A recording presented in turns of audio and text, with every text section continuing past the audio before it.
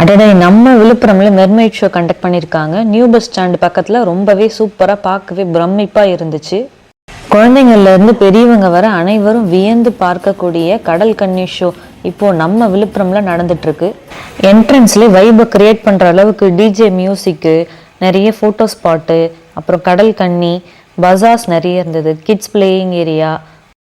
Mermaid என்பது வெறும் கதாபாத்திரம் மட்டும் இல்லாமல் குழந்தைகளின் கனவு பிரதிபலிக்கும் அழகாக இருந்துச்சு. ரொம்பவே கடல்வாழ் உயிரினங்களை பாதுகாக்கும் நினைவூட்டும் சின்னமாக தான் இந்த கடல் கன்னியை நம்ம பார்க்குறோம். ஒரு கனவு உலகத்துக்கே உங்களை அழைத்து செல்லும். இந்த நிகழ்ச்சி குழந்தைங்களை கற்பனை திறனை வளர்க்கும். அது மட்டும் இல்லாமல் குழந்தைகளோட மனதில் மகிழ்ச்சியும் விதைக்கக்கூடிய அளவுக்கு இந்த ஷோ இருந்துச்சு. இந்த வீக்கெண்டில் ஒரு சூப்பரான ஷோவாக தான் இது இருந்துச்சு.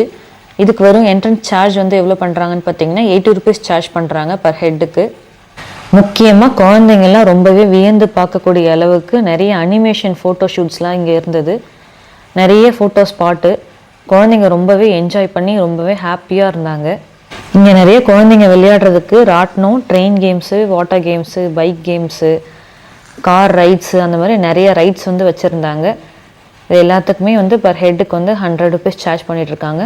நம்ம விழுப்புரத்தில் நீங்கள் இருந்தீங்கன்னா கண்டிப்பாக இந்த வீக்கெண்டை ஜாலியாக வைப் பண்ணுங்கள்.